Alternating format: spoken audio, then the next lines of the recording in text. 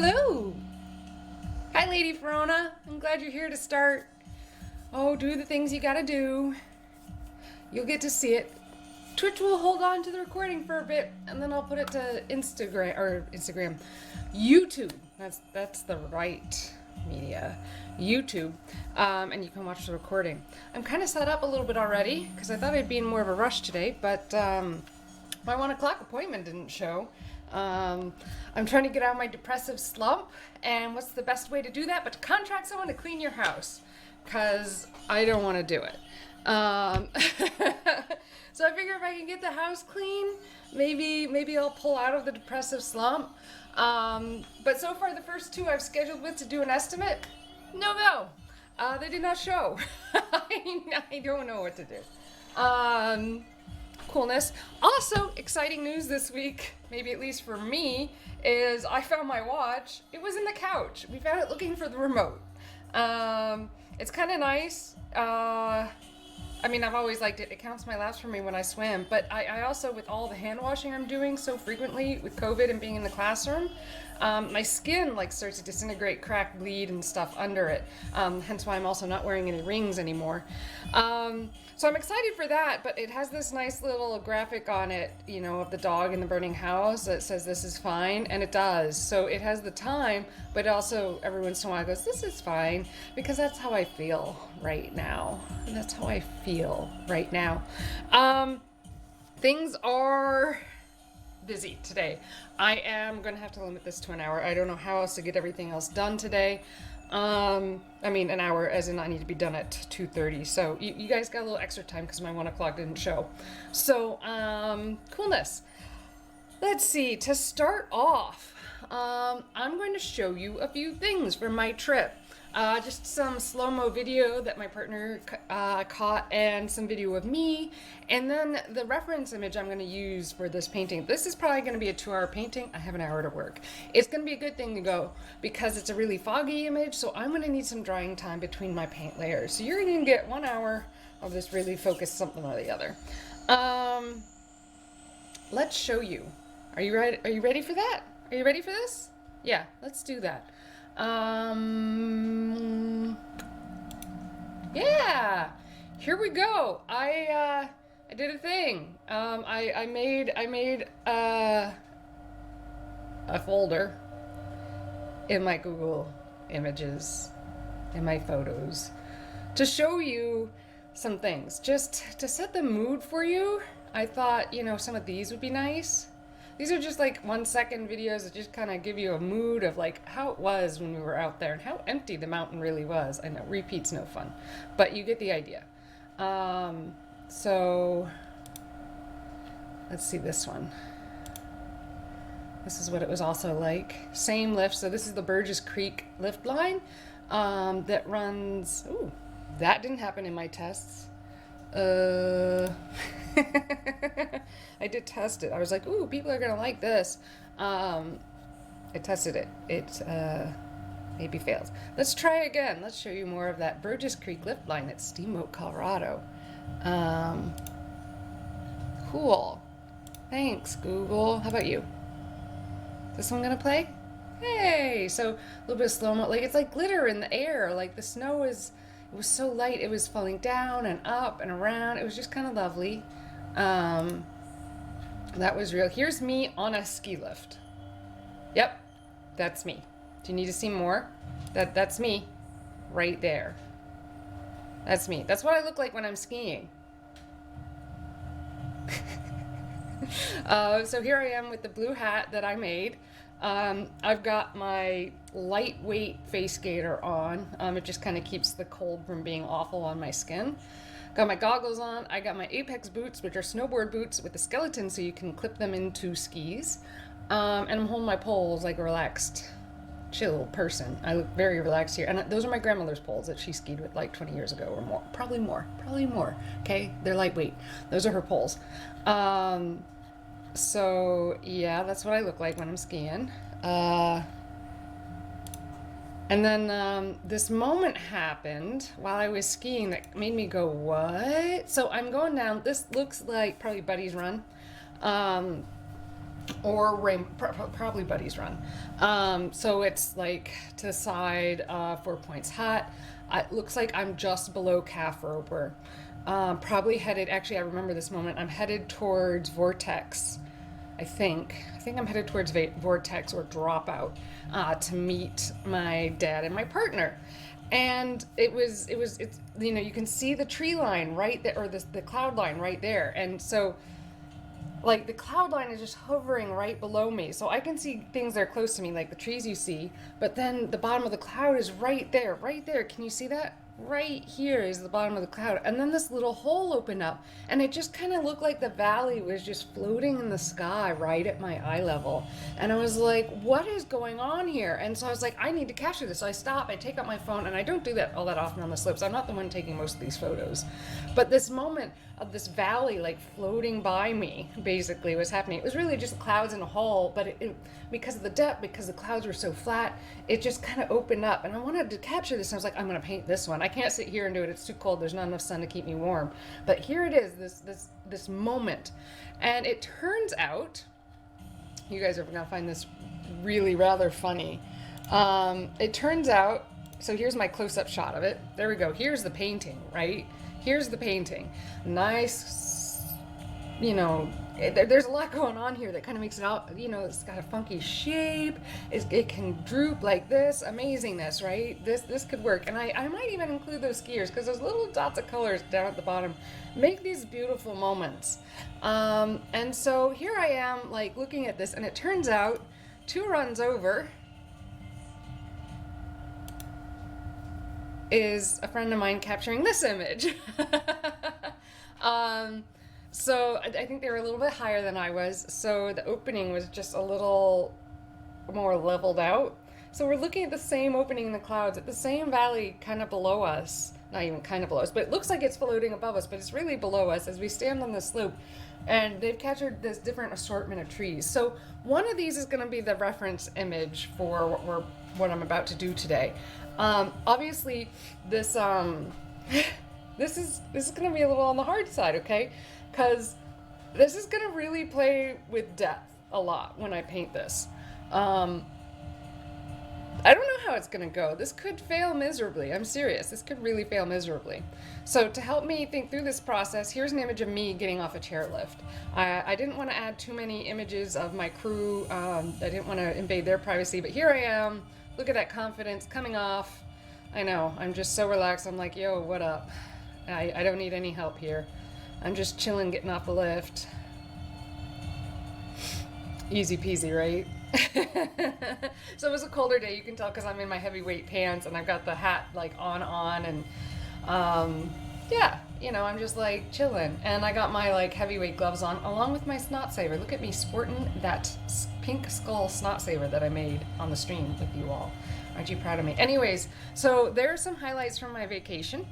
Definitely stretching it out. So let's talk about which image we think will be best to paint. There's some advantages and disadvantages here. Like, I like the clarity in this image. I feel like I focused on the valley, and that was really helpful in the capture. The irregular shape could be interesting, and I love the curve of the slope. Like, it really captures that. And that might be really important to me for this capture. And then, for this watercolor painting. And then, you know, and then we can look at my friend's capture over here. I think John captured this one. The valley is a little more eye level. It's a little higher. The clouds feel a little darker. Maybe I need to paint both. Maybe that's what needs to happen here. What do you guys think? I just might have, let's see. Is this one open? This one's open. I gotta take a layer off of this one because I've got a little here. There's a little right here. All right. This is not impossible. This is not impossible at all. I'm gonna adjust my screen so that I have you guys hanging out on my right here. And then I'm gonna pull up the image I'm gonna paint on the left. And then everything's here. Let's pull this off. I'm gonna start with a knife to pull this image off, or pull this piece of illustration board off. And then And then maybe I'll paint both. Maybe that's the way to save this, and you know that it's only going to be an hour today. So this is my hot glue brick or block making technique.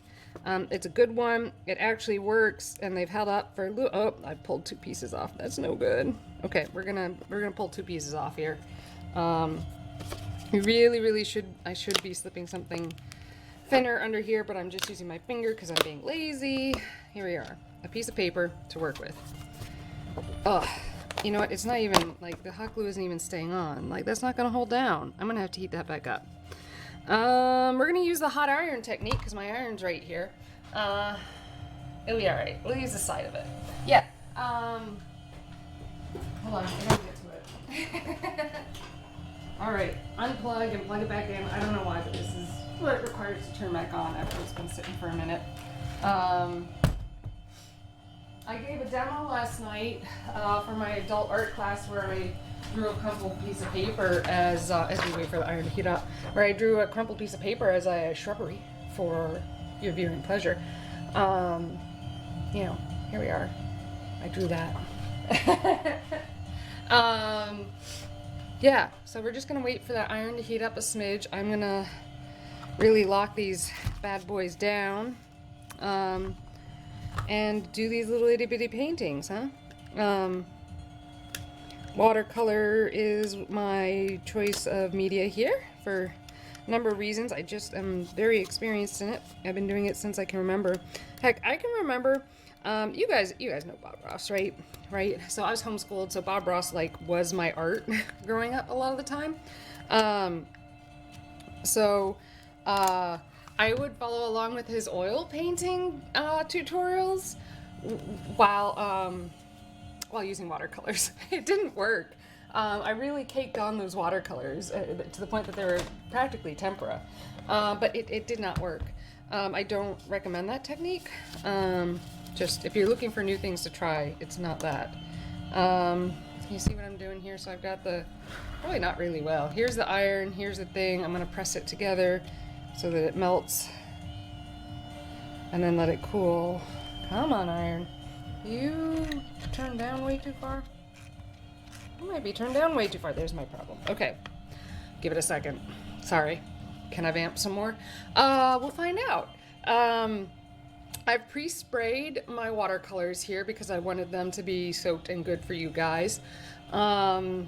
Ooh, now there's heat coming off of it. My pencils are here. I'll probably be drawing with a 3H to a 4H pencil just to lock in those lines a smidge.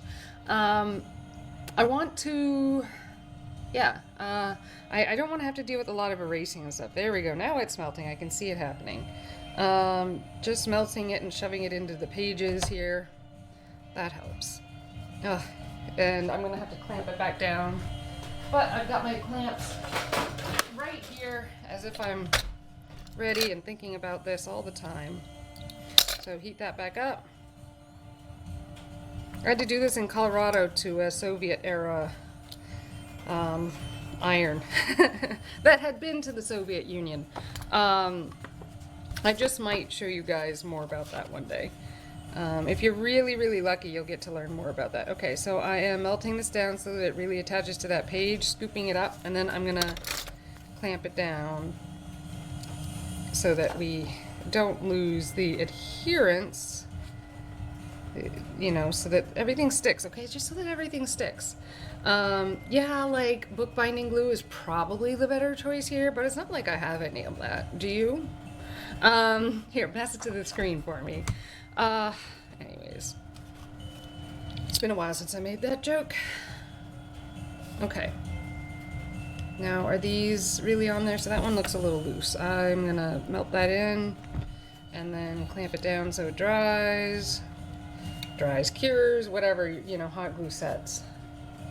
All right, I'm feeling this one. Okay, so I've got 2 blocks of bricks. All right, and we're gonna turn this to off so I can peel the hot glue off of it when it cools. I'm gonna unplug it just to make sure it turns completely off. There we are. Goodness. Okay, now we're gonna put the clamps away. because they have a spot, because my people have been working very hard to make sure I get more organized and pull out of my depressive slump.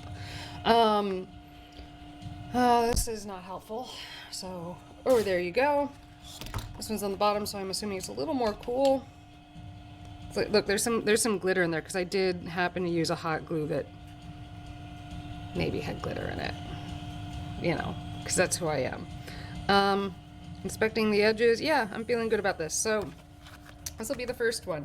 And the first thing I'm going to do is really just lay down some gross general, not gross as in ew, but like gross as in like profits, color layout. And then, I don't know how to approach this 100%. I gotta make some colors though.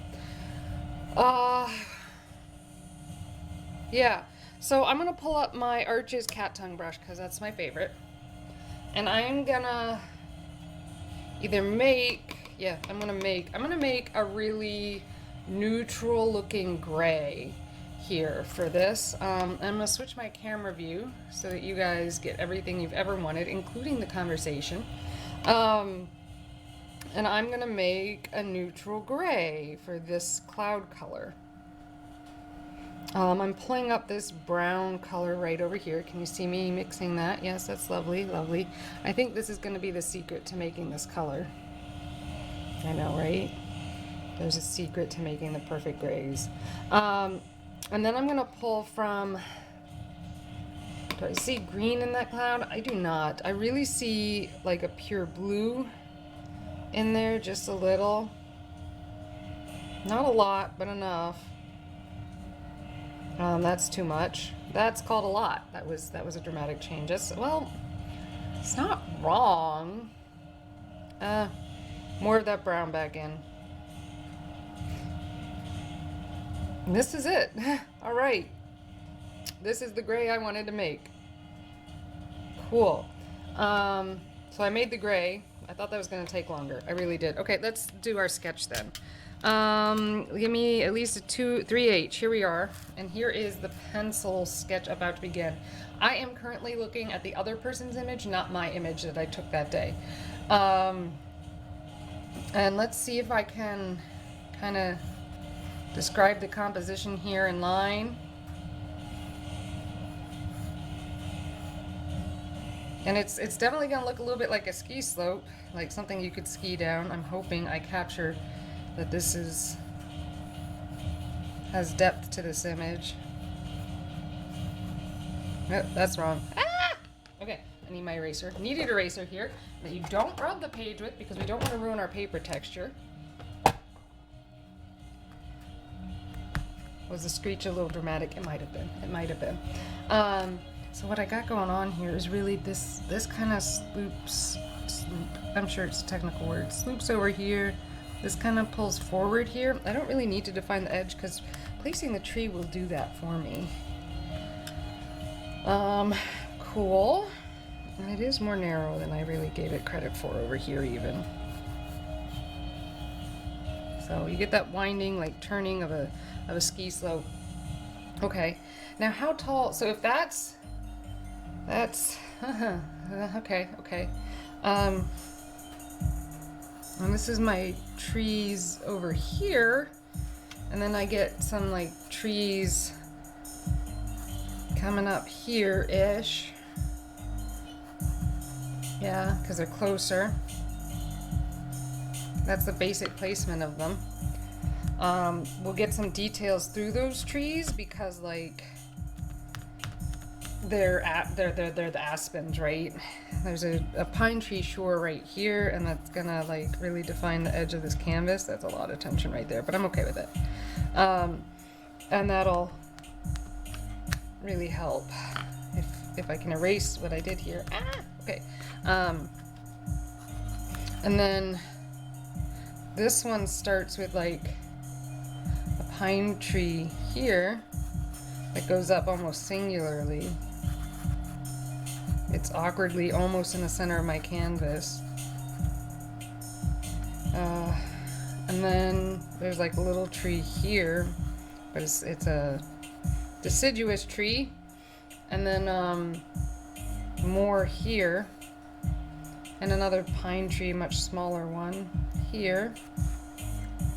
And yes, I am defining these things now because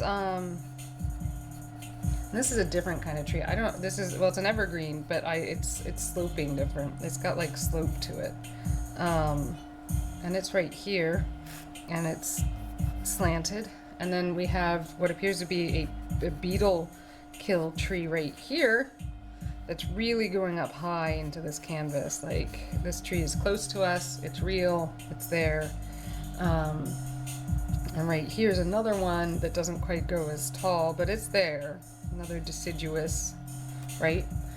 And there's another like little itty bitty deciduous here that I hope I can adequately define. But it looks like it's been pretty beat up. Like, it looks like it got skied over a bunch, because it probably did, because in higher ski years it probably is more buried. So yeah. Here we are. And so that's pretty convincing, I feel like. Okay. And then, so these deciduous trees that are hanging out here do form a deeper gray through here, just like this does. And then these are hanging out over here. Actually, this could be the painting in of itself. Maybe we won't include the floating sky. I don't know. Okay, where is the floating sky? So right here is a slope of the floating sky. I don't know how I'm gonna do this. This makes no sense. Cool, with a bunch of lines going through it that are like the edges between the fields in the valley, I think, or the edges of roads. And then like there's a hill here. I'm bringing all of this way too close to the edge, I can tell already. Maybe I should have chosen a larger canvas. Either way, this is that little bit that opened up in the sky. Okay, I'm not defining either edges. It's not becoming a window to the sky. I don't know what this is gonna do, but we're gonna try it, okay? No promises that it'll be lovely, no promises that it'll be perfect. We're just gonna do it, okay? Mix our colors together nicely.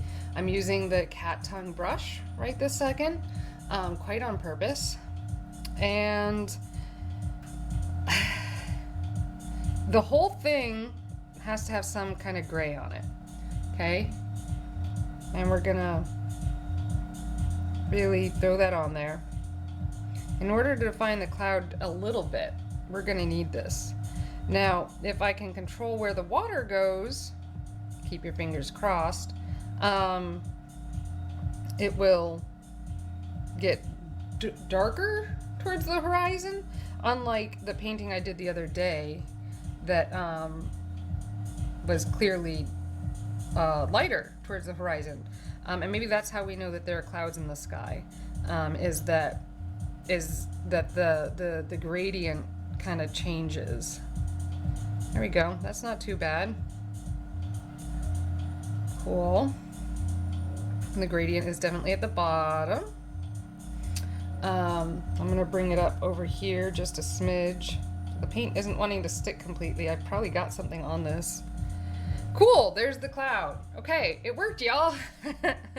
Now let's bring it to the edge without being too liney. You know, I don't want to be all about the lines. Okay. And it is very gradual. There's very little definition. Like, I got nothing in here.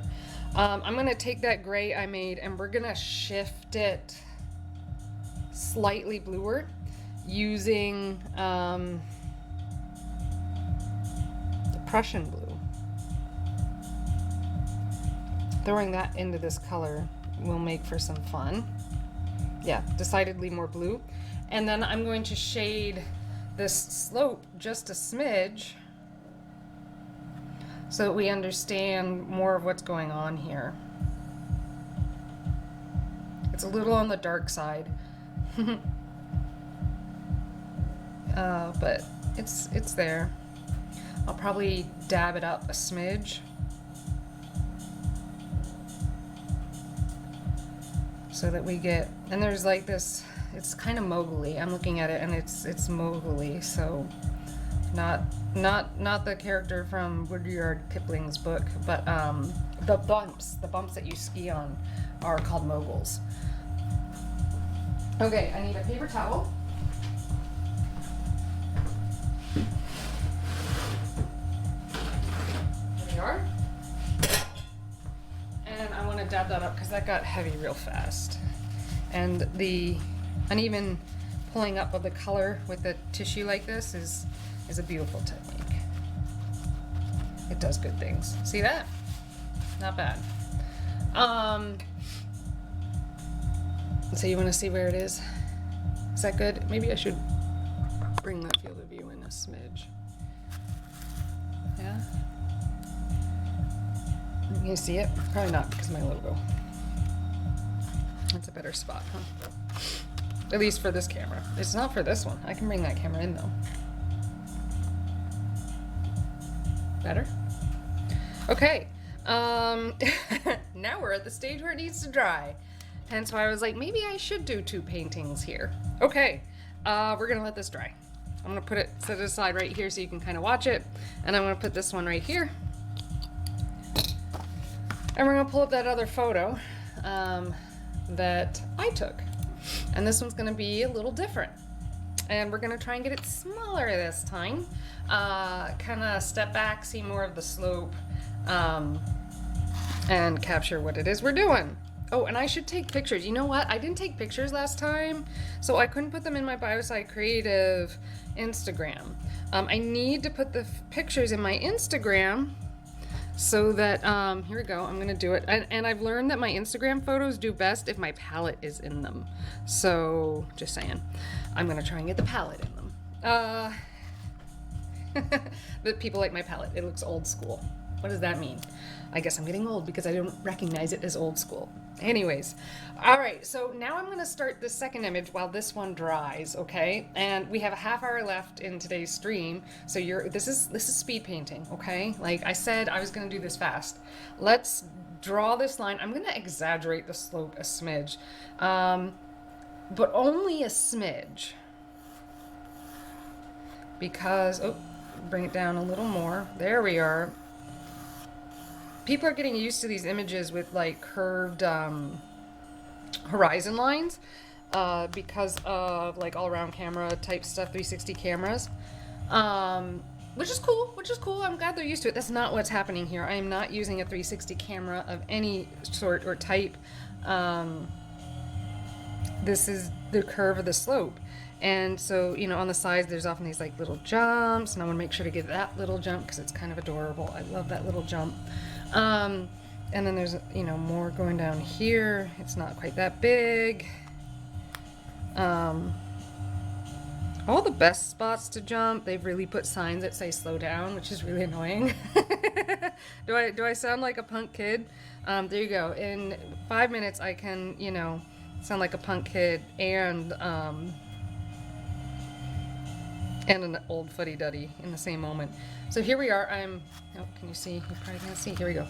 So I'm adding these little details at the edges, and then there's this, it comes in over here, and it keeps, because it's getting much further away, so it gets together, and it's getting fuzzy. It gets fuzzy, and that's what tells me stuff is going on, yo. Stuff is going on. There's these like 2 little pines right here. And again, I think I'm looking at what is basically the entrance to Vortex and Dropout at the top of Steamboat. Here, not the top. It's not really the top. Like, the top is a misnomer. Above. And there's these like little veins of snowiness, grassiness, it's not grassies, it's trees. Deciduous trees, it's just that they're so far away they kind of look like grasses. This tree is more defined. But these over here are starting to get fuzzy because that cloud, the edge of that cloud, like we talked about earlier, is right there. And we got to be ready for it. And the fading of these trees. Yeah. So this adorableness is happening right here. And then over here, see, I think I'm not even going to get to the sky part. Like, I'm just so fascinated with the slope. Okay, let's rethink this. Adding a little more over here. I mean, it is very fuzzy. Over here, it is just fuzzy. There's a pine tree I can see right there. There's a pine tree like right here, but it's just fuzzy slope over here as it fades away and goes into the fuzz of the world. The fuzz of the world. Don't sing? Okay, got it. Here we go. The deciduous trees that are kind of marking the slope over here. And they puff out right here. They are very on the puffy side. They won't be in my painting. They will be appropriate.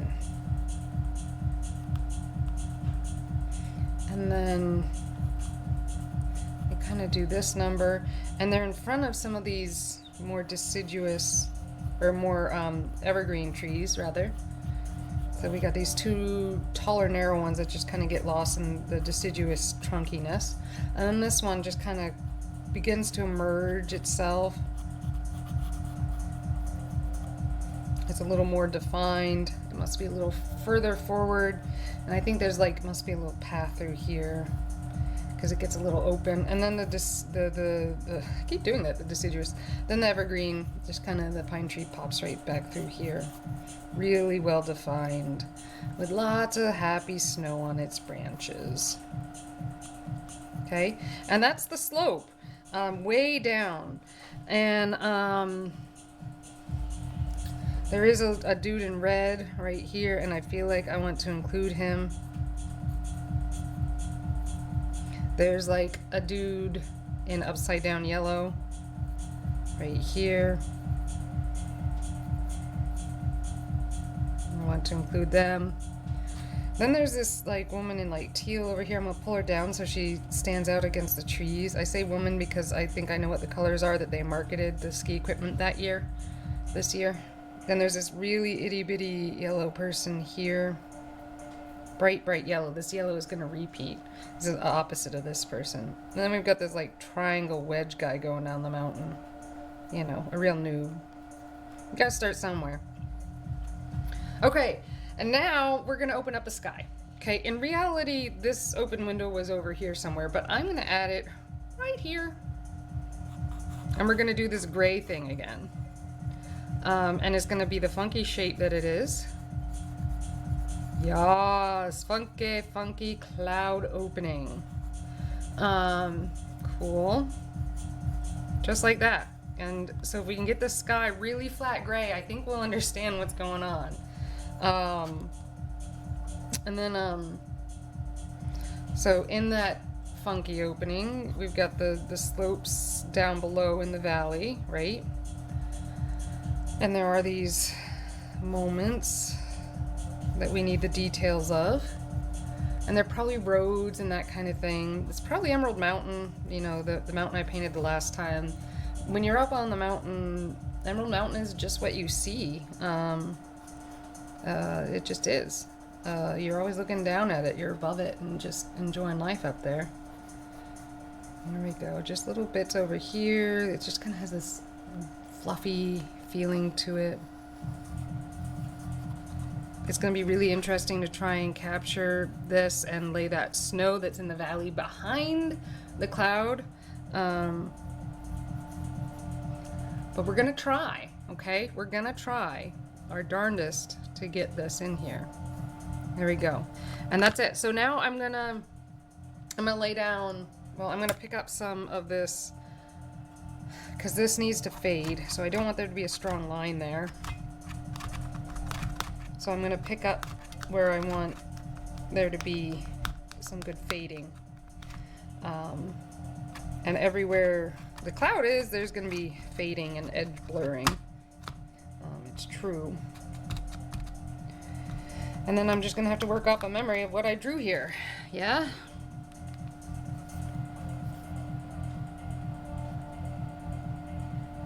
Here we go. I take a picture because that's what I do for my Instagram. Oh yeah, gotta get the palette in there because my images do better if the palette's in it. Okay, let's lay that color down. A little bit of that blue has seeped into this, but that's okay. I'm okay with this cloud looking a little different because it is a mildly different view. Now, as I look at this image, it's actually kind of darker on the side and like this rather than this flat straight bottom like it is here. So I'm gonna lay that color right here and just really lay it on strong, okay? And then I'm gonna fade out from that using water. Oh, let's throw that paper towel back in there because I've already thrown, where did it go? I swear I had a paper towel. I have a rag here. You saw me go get that paper towel. I put it in a pocket. I don't know what I did. Okay, I have a rag. Should be using a rag anyways, but it has hair on it and then I left it behind. Anyways, okay. Picking that up. Now, really throwing that water back in so that this kind of fades out from where we were talking. I'm worried about these lines, I just realized. Being a little too something. Embedded in. Okay, let's pick up a little more of that gray. That very special gray that we made. And we're gonna just let it blend through here, like this.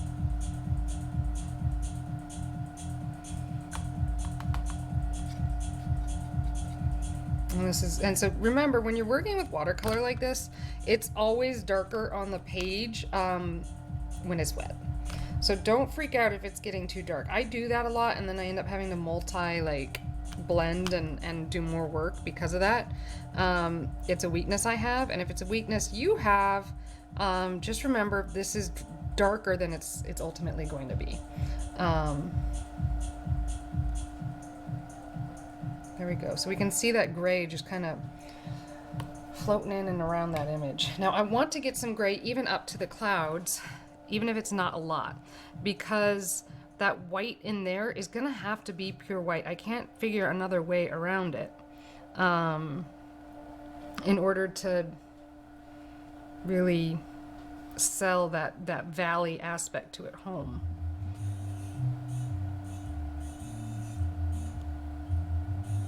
And we'll catch those little clouds that are in front of everything. How are we gonna define that? I'm really not sure. We'll figure it out though, okay? You gotta believe in me, and I'll believe in me, and we'll get it, okay? But as described and defined, this gray really hovers up over here quite a bit.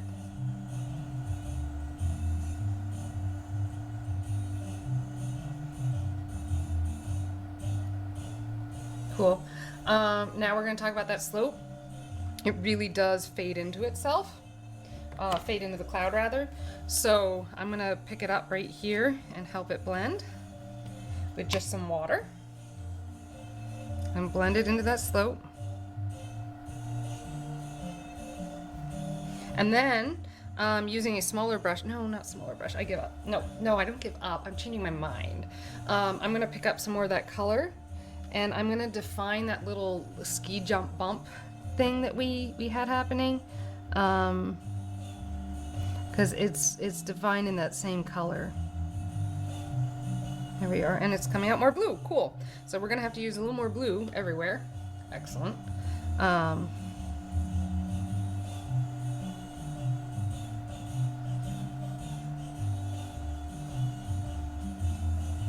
Nice. We're gonna add some liquid to pull that through. Yeah, I'm feeling this one. I'm gonna throw some over here too, because it's a snow color. So if there's a little more blue in it, that'll show up for me. Okay, now we get to set this one aside to let it dry. This is the only way I can figure to get the cloud cover like convincing. And we'll put it over here to dry, okay? Now we pull the other image up. I know, is this annoying? Am I helping? Okay. Oh yeah, that turned out real nice. Look at that. Look at how that cloud is really just kind of settling in there. It's beginning to fade. I'm happy with that. Let's start laying in what is the valley. So we're gonna need to make a new gray. We're gonna avoid the colors we used before. And I want these colors to deaden quite a bit. So I'm gonna play with this brown over here. It's a little darker. I'm hoping it will deaden a little bit. We may need to throw some green into this instead of the blue this time to really kill that color.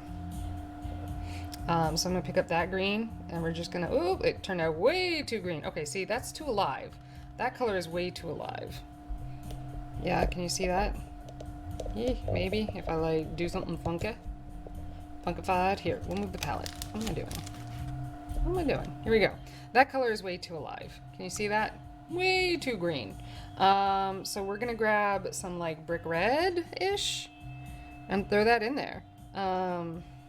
There we go, deaden that color. That's looking pretty dead. It's still very warm. We need to cool it down a little bit, so I need a cool brown. Maybe just the brown I was using is the right one. So cool brown. Let's pull up this one. That is a cool brown. So mixing that in. Okay, we're getting somewhere.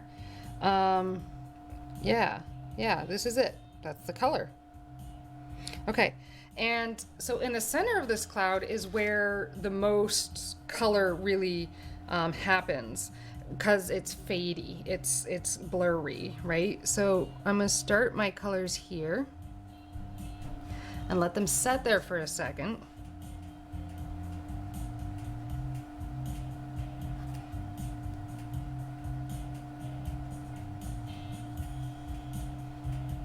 And then we're gonna pull them out and let them fade into non-existence.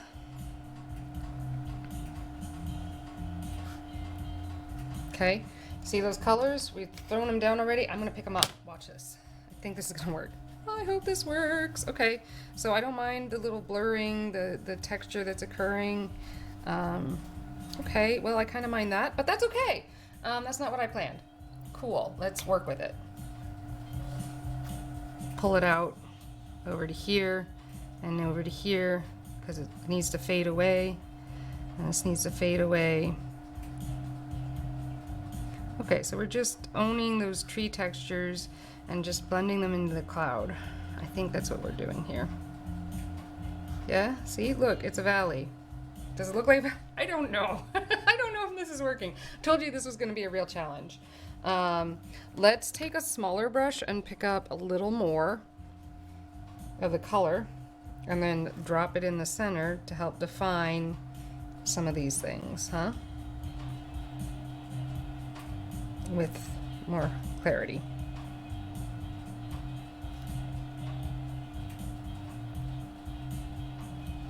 There we are. Let it fade and blend into that cloud. Yeah, see? It's a plan. It's a plan. It makes sense, I think. I don't know. Somebody tell me.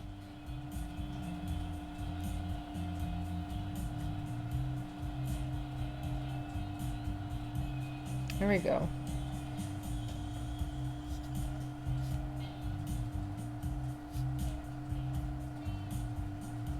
What time are we at? Okay, we got like 20 minutes left.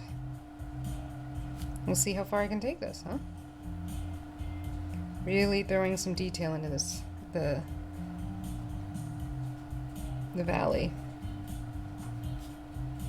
I don't even know if this is working. Like, is this gonna work? Is this gonna be a technique that I'm like, cool, nice, I love this? I have no idea. Sometimes you just don't know.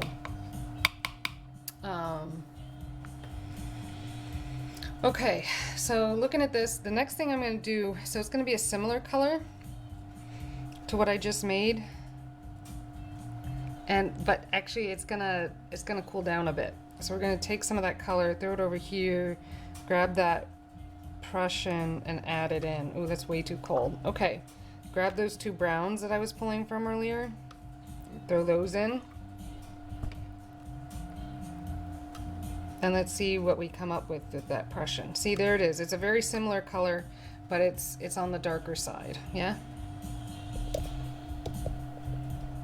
And Now I'm gonna kind of blend these in. So here's the hard part. I know, you're just thinking this is the hard part. I know.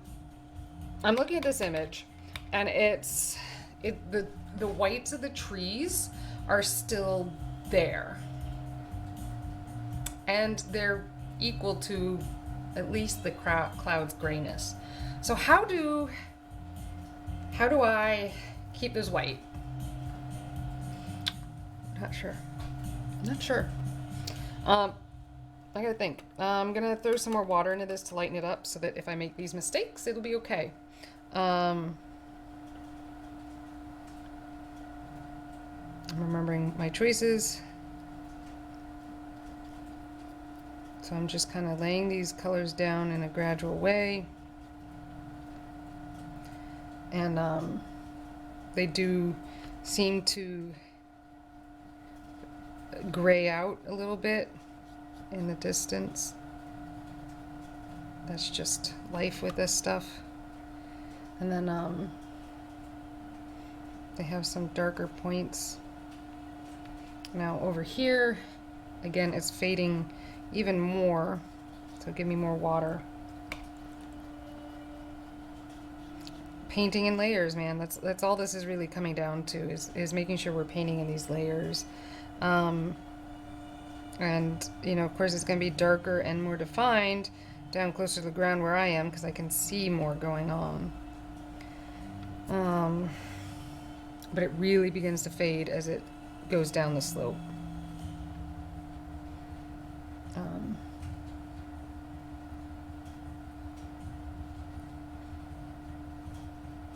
Yeah, this paper is not as good as the arches. I mean, you guys know I'm an arches fan, so it shouldn't be any surprise. You know, this is something I forgot that I actually did a lot with my watercolors, is always having more than one going, because you can let it dry and then go back and do the other one and work on the other one while you wait. This is reminding me of things I used to do, because it takes a while, doesn't it? So adding some darkness, because this is some of the closest stuff to me right here. So adding some darkness and letting it run, okay? I'm trying to like be a better watercolor artist and like let it be what it wants to be. Letting it run a little bit. I'm not always the best at that because I like to control things. But there's something about letting it go that I need to work on. Cool. I'm not hating it yet. All right, let's take a look over here at the second painting. What's it doing? This is a little harsh of a line here. I don't like that. I'm gonna throw some water on it and pick it up. Yeah, like that. Should we use the same valley colors? Technically, it's the same valley and it's the same hole in the cloud, right, that we were looking at. It might be even just a little more intense. Yeah, same color. We're gonna take the smaller brush though, because I've learned a few things.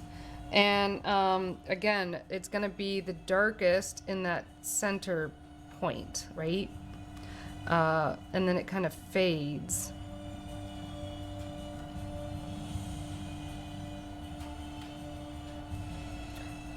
And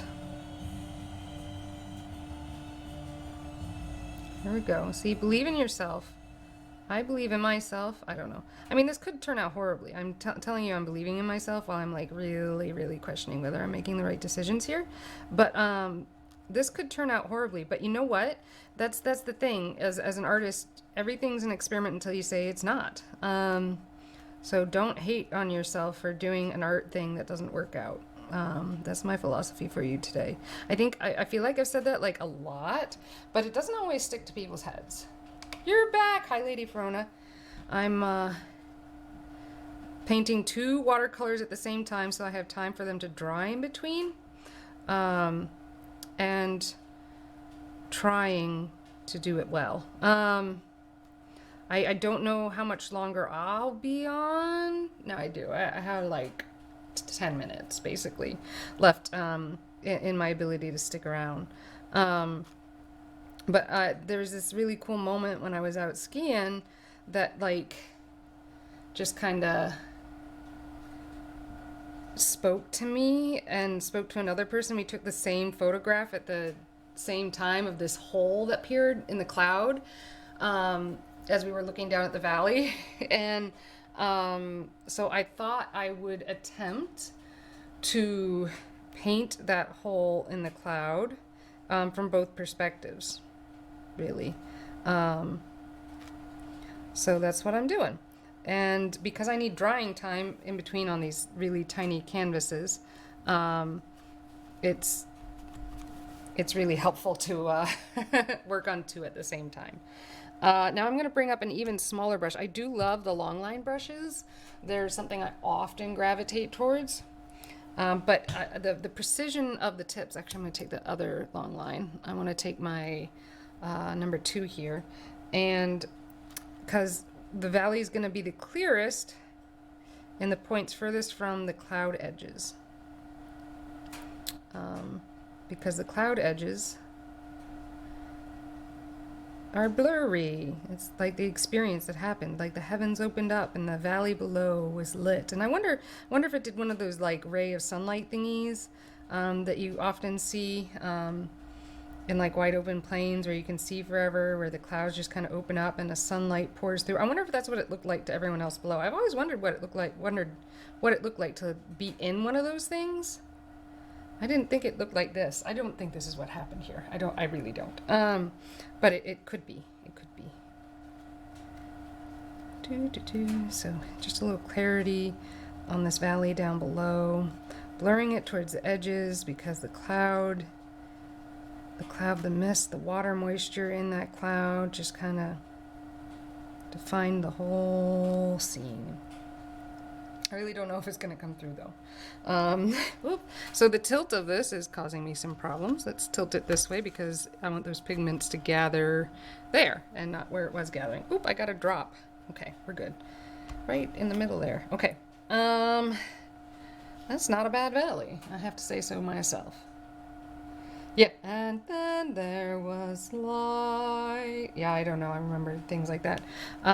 So just picking up on some of these textures and details, really pulling through. This is the detail in the valley down below. It was beautiful. But we gotta send it back. It can't be more vibrant. It can't be more amazing than what was actually like happening up close, because colors, as they fade off into the distance,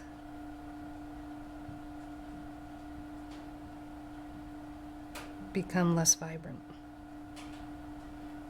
Okay. It's just this like little open moment in the sky. Steady your hand. I don't know. Sometimes I shake and I worry. You know, my grandma's got the whole Parkinson's thing going on, and I gotta say I worry a little bit. Just a little bit. Let's pull. I mean, it really was that same color that I pulled and used lightly through the trees here. So I'm going to do the same thing here. It's the same colors as are in the valley because it's the same trees. It's the same species. So we're going to see if we can drop some of that shading into here and really clarify what's happening. I'm trying to let myself go and use the painting media as it was meant to be used. I have a tendency to like to control it way too much. Surely everyone understands that.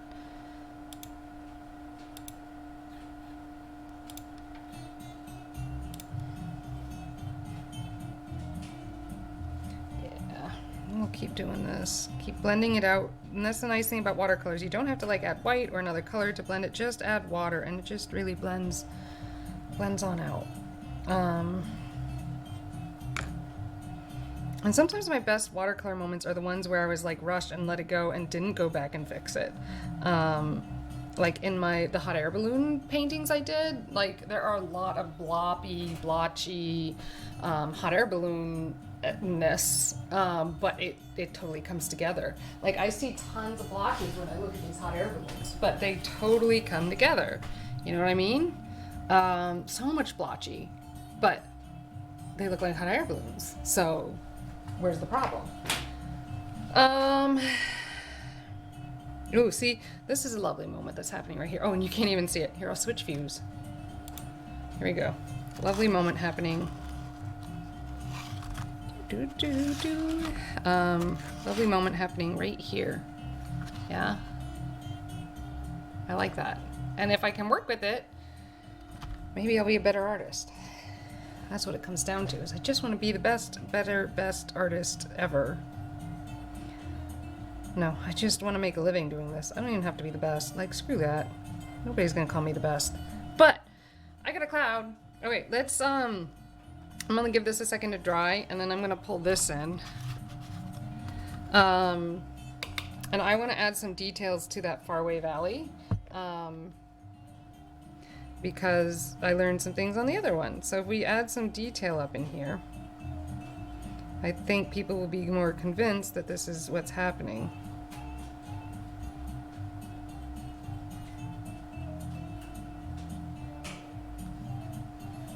Here we are.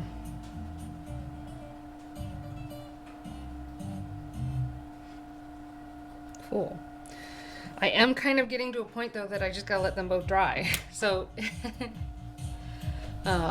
you like to squint your eyes? Yeah, this is gonna be a little more on the blurrier side, I think, unless I mean keep layering up and keep working it. Yeah, it's a valley through the eyelashes, right? The whole experience, it was just this cloud coming in, and I could see the edge. See, you can see the edge of the cloud in this painting. It's really about right here, but it opened up and you could see the valley. Here, because of the trees, you can't see the edge of the cloud, but that's exactly what happened. So I'm excited for these paintings. I hope this floating thing works. It's like a floating city, right? Maybe that's what was happening when people were like, floating city, whatever. It was a cloud just releasing, and maybe it was metaphorical, like maybe it was just an artist being like, yo, the city floated. Good stuff. I can't talk positively enough about my favorite store there called Ohana. I'm wearing one of their shirts now. It's a cool shirt. There you go, their logo out there. So if you want to like shop someplace that's like supportive of people with disabilities and of differing backgrounds and mask wearing, that's the shop for you in Steamboat, Colorado. They follow my Biosci Creative Instagram, and they're just like sane people. So it was great to see them and stop in and buy things. Today's packed. Look, I gotta be honest, you guys, my schedule's about to get cray-cray. In 2 weeks, I will be teaching all of the uncharted classes for a little bit. I've got some people that have some health stuff. They need to go out for a bit, so I'm gonna be doing that. Maybe in the next 2 weeks I'll be able to make my stream longer, but after those 2 weeks I'm gonna have to stick to probably really harshly an hour time limit. It'll still be like, the same schedule and stuff. It's just I'm gonna have to stick because I'm gonna have to go teach my freaking class on Wednesdays. So if you have a way to send energy through the inner tubes, do that. It's just a change I'm looking at probably that will happen. I don't 100% know yet because I was just getting this information last night. Just people have health stuff and they got to take care of it. So I've already got someone out with surgery recovery. So now I'm gonna have 2 people out with surgery recovery. So it means I have to do everything. It's okay. It's my company. That's what I signed up for. But just a little challenge coming up. I really got to find more people to work for me. There's some challenges being a business owner right now, right? All my contracts for the rest of the school year are pretty much set at the $15 price point for every student that signs up per hour, which is really great. But wages just in the last 3 months have gone up considerably. So for me to get good workers, I'm going to have to up my prices considerably. And I can't do that on my current contracts. So, just little businessy things you got to think about when you own a business.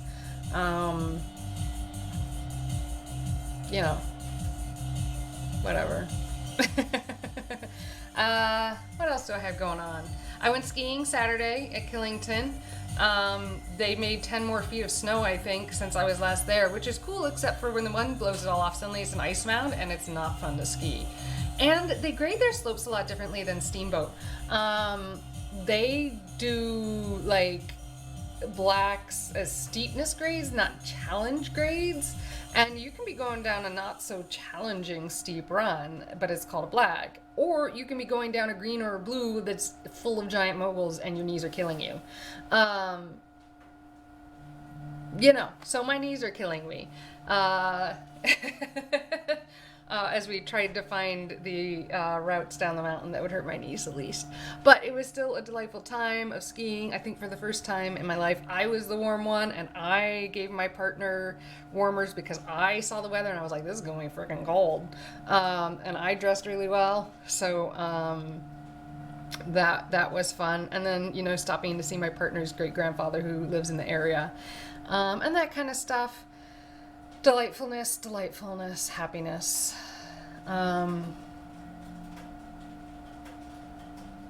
Yeah, I bet it is. It's in the 60s. Actually, today, I think it's in the 40s. Like, a lot of things are melting. Oh, here it is. I did my part to help with the melt around in New England. You're welcome. On Monday, I spent an hour with what is essentially a giant ice pick, stabbing at the ice around my gate so that when people came in, they could not slip, or so that I could not slip. So of course everything started to melt and I didn't need to do that. But yeah, I have this giant, what is essentially an ice pick, and we just and break up all the ice and move it out of the way. I